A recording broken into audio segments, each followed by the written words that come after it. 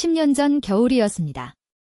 서울 외곽의 한 요양원 302호실에 박종수 씨가 입소했습니다. 70세대 나이였습니다. 그의 손에는 낡은 가죽 손목시계가 들려 있었습니다. 아내가 마지막으로 선물한 시계였습니다. 시계는 여전히 똑딱거렸지만 시간은 5분씩 느렸습니다. 수리할 돈이 없어서 그냥 두었습니다. 종수 씨의 큰아들 민호는 서울에서 중소기업을 운영하고 있었습니다. 딸 수지는 부산에서 학원을 경영했습니다. 두 자녀 모두 잘 살고 있었습니다. 아버지를 요양원에 보낸 날 민호가 말했습니다. 아버지, 여기가 좋습니다. 전문가들이 돌봐드립니다. 저희가 자주 올게요. 민호의 눈은 아버지를 보지 않았습니다. 서류를 확인하고 있었습니다. 수지는 전화로만 참여했습니다. 오빠 고생해. 나는 바빠서. 그것이 마지막이었습니다. 첫 달에는 아무도 오지 않았습니다. 종수 씨는 매일 창가에 앉아 주차장을 바라보았습니다. 둘째 달에도 마찬가지였습니다. 전화도 없었습니다. 요양원 직원이 물었습니다. 어르신 자녀분들 연락 안 오세요? 종수 씨가 대답했습니다. 바쁜가 봅니다. 그의 손이 시계를 만지작거렸습니다. 셋째 달이 되자 종수 씨는 더 이상 창가에 앉지 않았습니다. 희망을 버렸습니다. 대신 도서관으로 갔습니다. 요양원 안에 작은 도서관이 있었습니다. 거기서 영어책을 빌렸습니다. 젊었을 때 무역회사에서 일했습니다. 영어를 곧잘 했지만 은퇴 후 쓸 일이 없었습니다. 이제 다시 공부하기 시작했습니다. 할 일이 필요했습니다. 기다림 대신 무언가가 필요했습니다. 같은 층의 김 노인이 물었습니다. 박 선생 뭐 하시오? 그 나이에 영어를. 종수 씨가 웃으며 대답했습니다. 그냥 심심해서요. 하지만 그의 눈은 웃지 않았습니다. 이런 의미 있는 이야기를 더 많이 전하고 싶습니다. 구독과 좋아요가 큰 힘이 됩니다. 6개월이 지났습니다. 종수 씨는 매일 새벽 5시에 일어났습니다. 영어 공부를 하고 인터넷 사용법을 배웠습니다. 요양원에 낡은 컴퓨터가 있었습니다.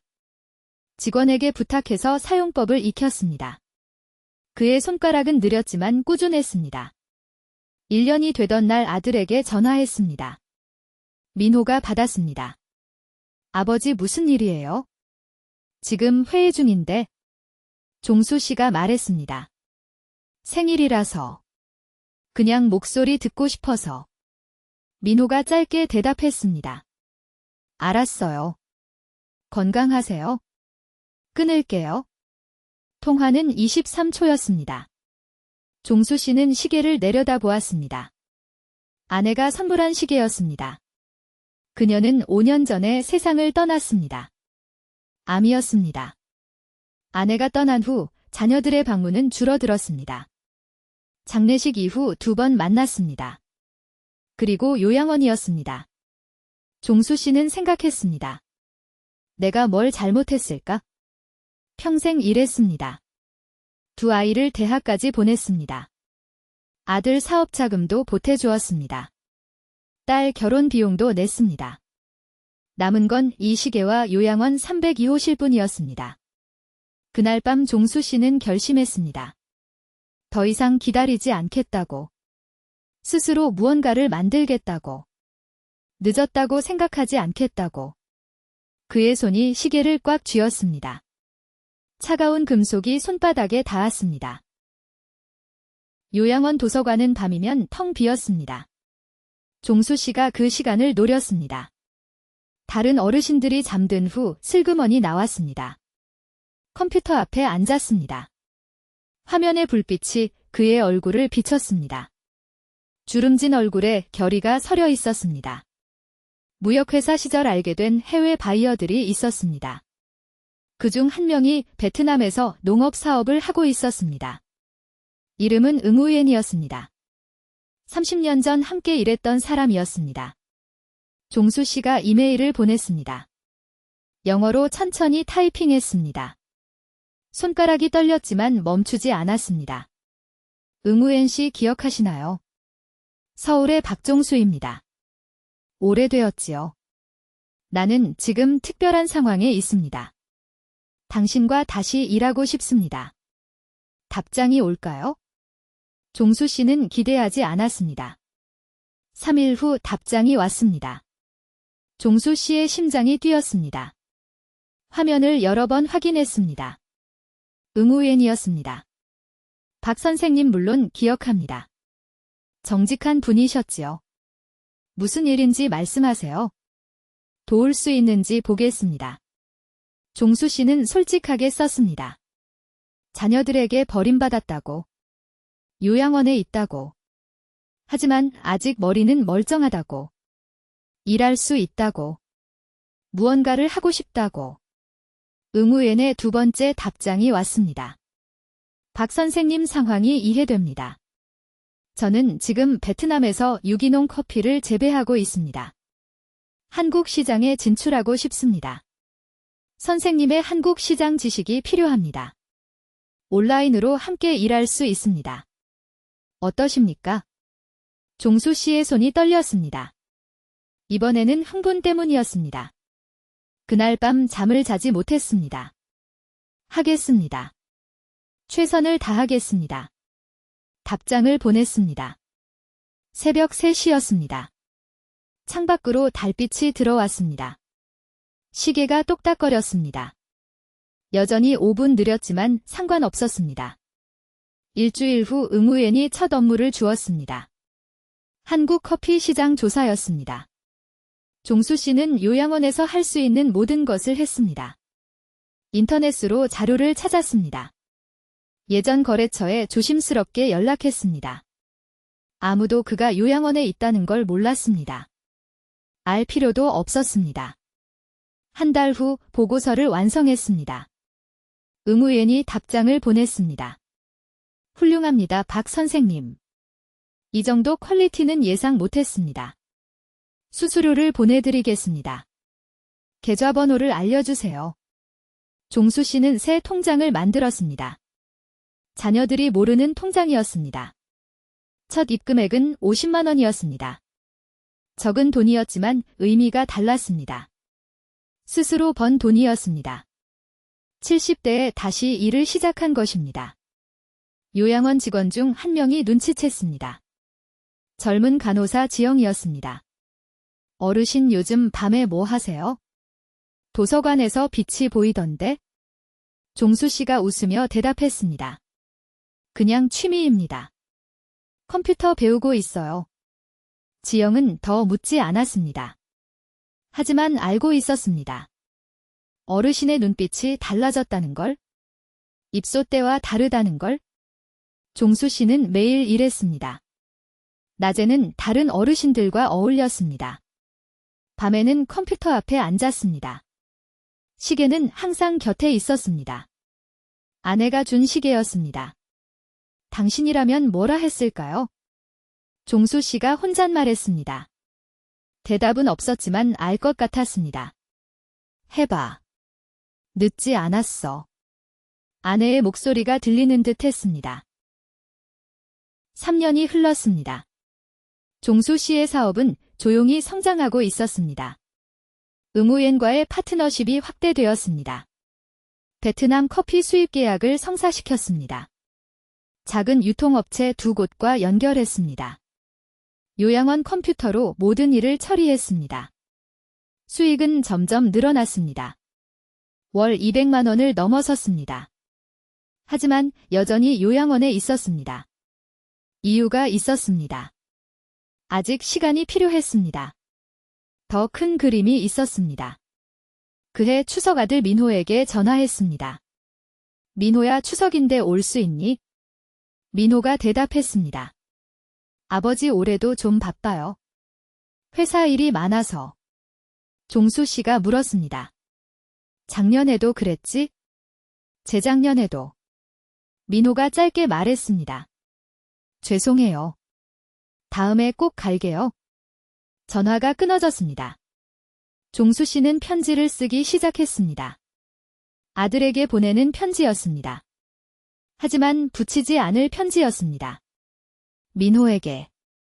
아버지가 쓴다. 너를 원망하지 않는다. 다만 이해하고 싶다. 내가 뭘 잘못했는지. 왜 너희들은 나를 잊었는지. 편지는 봉투에 넣어 서랍에 보관했습니다. 언젠가 보여줄 날이 올 것입니다. 지금은 아니었습니다. 같은 시각 서울 민호의 집이었습니다. 민호는 소파에 앉아 TV를 보고 있었습니다. 아내 정은이 물었습니다. 오늘 시아버지한테 전화했어요? 민호가 고개를 끄덕였습니다. 했어. 못 간다고 했어? 정은이 조심스럽게 말했습니다. 한 번쯤 가봐야 하지 않을까요? 3년째잖아요. 민호가 짜증을 냈습니다. 뭘 가? 거기 가면 불편하기만 해. 볼 것도 없고. 정은은 입을 다물었습니다. 더 말해봐야 싸움만 될 것 같았습니다. 민호의 회사는 실제로 어려웠습니다. 대출금이 쌓여 있었습니다. 직원들 월급 주기도 빠듯했습니다. 아버지에게 돈을 빌릴 수도 없었습니다. 아버지에게 남은 건 없다고 생각했습니다. 요양원비도 자신이 내고 있었습니다. 부담이었습니다. 하지만 차마 끊을 수는 없었습니다. 그것마저 끊으면 인간이 아닌 것 같았습니다. 부산의 수진도 마찬가지였습니다. 학원 운영이 힘들었습니다. 학생 수가 줄고 있었습니다. 경쟁이 심해졌습니다. 아버지 생각은 나지 않았습니다. 자기 일로 가득 찼습니다. 그해 겨울 종수 씨는 베트남을 방문했습니다. 요양원에는 며칠 여행 간다고 말했습니다. 실제로는 응우옌을 만나러 간 것입니다. 호치민 공항에서 응우옌이 마중 나왔습니다.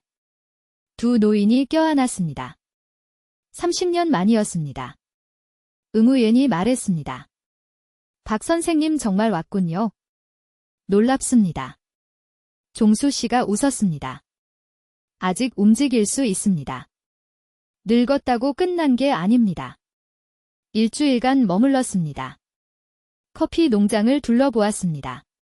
새로운 사업 기회를 논의했습니다. 동남아 시장 진출 계획을 세웠습니다. 종수 씨는 컨설턴트 역할을 맡기로 했습니다. 수수료율도 높아졌습니다. 귀국하는 비행기 안에서 종수 씨는 창밖을 보았습니다. 구름이 펼쳐져 있었습니다. 시계를 꺼내 보았습니다. 여전히 5분 느렸습니다. 수리할 수 있는 돈은 충분했지만 그냥 두었습니다. 이 시계는 느린 채로 좋았습니다. 요양원 생활 5년 차였습니다. 종수 씨는 큰 결정을 내렸습니다. 베트남으로 이주하기로 했습니다. 사업 규모가 커졌습니다. 현지에 있어야 했습니다. 요양원비를 정리했습니다. 자녀들에게는 알리지 않았습니다. 알릴 필요를 느끼지 못했습니다. 3년간 연락이 거의 없었습니다. 면회는 단 한 번도 없었습니다. 마지막으로 아들에게 전화했습니다. 민호야 아버지다. 민호의 목소리가 피곤해 보였습니다. 아버지 무슨 일이에요? 지금 좀 바쁜데. 종수 씨가 말했습니다. 그냥 안부 전하다. 건강하니. 민호가 짧게 대답했습니다. 네, 건강해요. 아버지도요. 그리고 전화가 끊어졌습니다. 종수 씨는 웃었습니다. 쓴웃음이었습니다. 더 이상 기대하지 않았습니다. 기대가 사라지니 마음이 가벼웠습니다. 일주일 후 베트남행 비행기에 올랐습니다. 낡은 가죽 가방 하나만 들고 갔습니다. 요양원에서 유일하게 가져간 물건이었습니다. 안에는 아내 사진과 시계 그리고 붙이지 않은 편지들이 있었습니다. 호치민에 도착했습니다. 응우옌이 작은 사무실을 마련해 주었습니다. 거기서 새 삶을 시작했습니다. 첫 해는 쉽지 않았습니다. 언어 장벽이 있었습니다. 문화 차이도 있었습니다. 하지만 포기하지 않았습니다. 젊은 직원들에게 배웠습니다. 그들도 할아버지 뻘 되는 외국인 사장을 신기해했습니다. 종수 씨는 매일 새벽 5시에 일어났습니다. 요양원 때의 습관이었습니다. 커피 농장을 돌아다녔습니다. 바이어들을 만났습니다. 계약을 성사시켰습니다. 2년 후 회사 규모가 10배로 커졌습니다. 직원이 20명이 되었습니다. 한국, 일본, 대만으로 수출했습니다. 종수 씨는 이제 웃었습니다. 진심으로 웃었습니다. 의무연이 말했습니다. 박 선생님 대단합니다. 70대에 이런 성공을. 종수 씨가 대답했습니다. 나이는 숫자입니다. 포기하면 끝이지만 포기하지 않으면 길은 있습니다. 사무실 벽에 한국 지도가 걸려 있었습니다. 종수 씨는 가끔 그 지도를 바라보았습니다. 서울이 보였습니다. 부산도 보였습니다. 자녀들이 거기 있었습니다. 연락할 생각은 없었습니다. 그들이 먼저 찾아오지 않는 한. 시계는 여전히 5분 느렸습니다. 아내가 준 시계였습니다. 수리하지 않았습니다. 그녀를 기억하는 방식이었습니다. 매일 밤 시계를 보며 혼잣말했습니다. 여보, 내가 해냈어. 늦었지만 해냈어. 대답은 없었습니다. 하지만 알 것 같았습니다. 그녀가 웃고 있을 거라는 걸. 그해 설날에도 자녀들에게서 연락은 없었습니다. 종수 씨도 연락하지 않았습니다. 서로 잊은 것처럼 살았습니다. 아니, 잊은 것이 아니었습니다.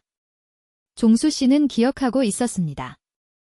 모든 것을 기억하고 있었습니다. 다만 행동하지 않았을 뿐입니다. 아직 때가 아니었습니다. 서울의 민호는 사업이 더 어려워졌습니다. 대출 이자를 갚기 힘들었습니다. 직원을 줄여야 했습니다. 아내 정은과 자주 싸웠습니다. 돈 문제였습니다. 어느 날 민호는 인터넷 뉴스를 보다가 멈췄습니다. 경제 섹션이었습니다. 동남아 시장 성공 스토리라는 기사였습니다. 사진이 있었습니다. 한국인 노인이었습니다. 기사 제목은 이랬습니다. 70대 한국인 베트남서 커피 사업 대성공, 연매출 100억 돌파. 민호의 손이 떨렸습니다. 사진 속 노인이 낯익었습니다. 확대해서 보았습니다. 아버지였습니다. 의심의 여지가 없었습니다. 그 얼굴, 그 눈, 그 손에 든 시계까지. 어머니가 선물한 시계였습니다. 민호는 의자에서 일어나지 못했습니다. 머리가 하얘졌습니다. 아버지가 요양원에 있는 줄 알았습니다. 아니, 요양원에 있어야 했습니다. 매달 요양원비를 보내고 있었습니다. 3년째 보내고 있었습니다. 요양원에 전화했습니다. 저기 302호실 박종수 환자 보호자인데요. 직원이 대답했습니다. 박종수 어르신요? 그분은 2년 전에 퇴소하셨는데요. 민호가 소리쳤습니다. 뭐라고요? 2년 전이요? 그럼 그동안 제가 보낸 돈은요? 직원이 당황한 목소리로 말했습니다. 저희는 박 어르신 퇴소 후에는 비용 청구한 적 없는데요. 혹시 다른 곳으로 보내신 거 아니에요? 민호는 통화를 끊었습니다. 머리가 복잡했습니다. 그렇다면 2년간 어디로 돈을 보낸 것인가? 계좌를 확인했습니다. 자동이체 설정이었습니다. 받는 계좌가 바뀌어 있었습니다. 아버지 명의 계좌였습니다. 아버지가 바꾼 것입니다. 요양원비인 줄 알고 보낸 돈이 아버지에게 갔습니다. 월 80만 원씩 2년이면 거의 2천만 원이었습니다. 민호는 분노했습니다. 속았다는 기분이었습니다. 하지만 곧 다른 감정이 밀려왔습니다. 부끄러움이었습니다. 2년간 아버지가 어디 있는지도 몰랐습니다. 한 번도 확인하지 않았습니다. 전화 한 통 하지 않았습니다. 그런 자신이 분노할 자격이 있나요? 민호는 머리를 감쌌습니다. 동생 수진에게 전화했습니다. 수진아, 큰일 났어. 아버지가. 수진이 물었습니다. 아버지가 왜? 돌아가셨어? 민호가 소리쳤습니다. 돌아가시긴 뭘 돌아가셔. 베트남에서 사업해서 대박 났어. 수지는 한동안 말이 없었습니다. 그리고 물었습니다. 뭐? 그게 무슨 소리야? 민호가 기사를 보냈습니다.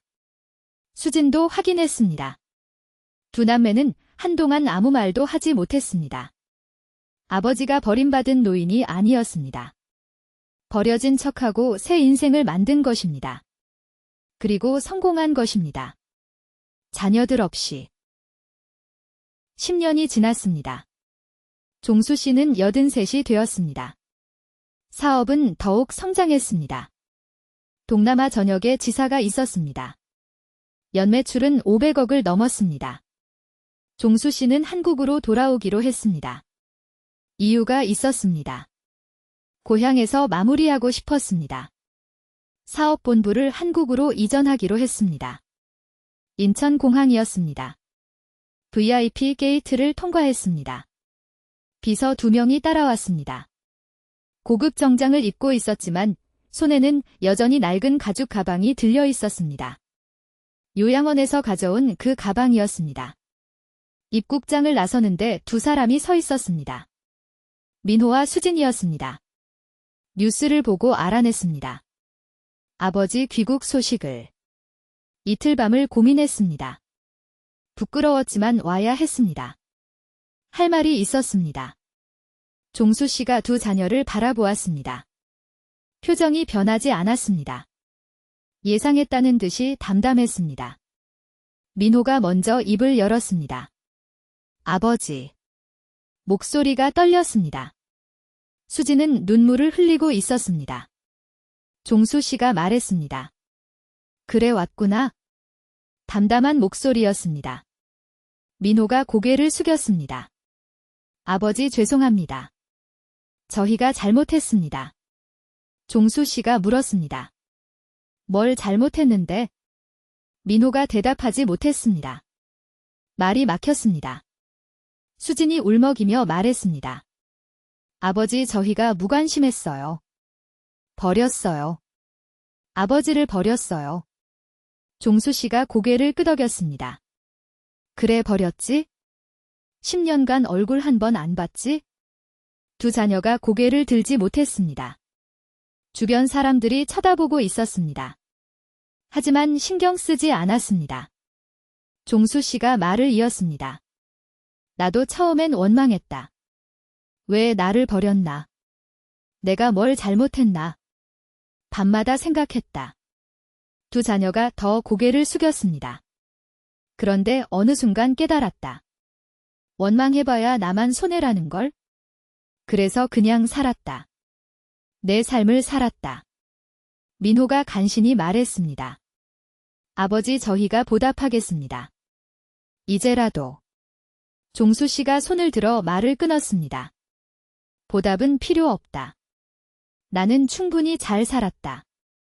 너희 도움 없이. 차가운 말이었습니다. 하지만 사실이었습니다. 다만 한 가지 묻겠다. 종수 씨가 말했습니다. 요양원에서 5년 동안 왜 한 번도 안 왔니? 명절에도 생일에도. 전화 한 통이 그렇게 어려웠니? 두 자녀는 대답하지 못했습니다. 대답할 수 없었습니다. 변명의 여지가 없었습니다. 종수 씨가 가방을 들었습니다. 오늘은 여기까지다. 할 말은 많지만 피곤하다. 다음에 보자. 그리고 돌아섰습니다. 비서들이 따라갔습니다. 두 자녀는 그 자리에 서 있었습니다. 눈물만 흘렸습니다. 일주일 후 종수 씨가 자녀들을 사무실로 불렀습니다. 서울 강남의 고층 빌딩이었습니다. 전망이 좋았습니다. 한강이 보였습니다.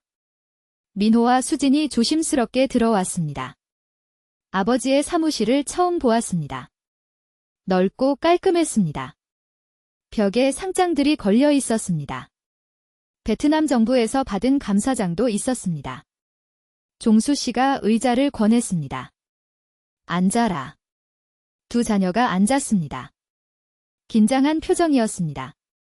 종수 씨가 서랍에서 봉투 2개를 꺼냈습니다.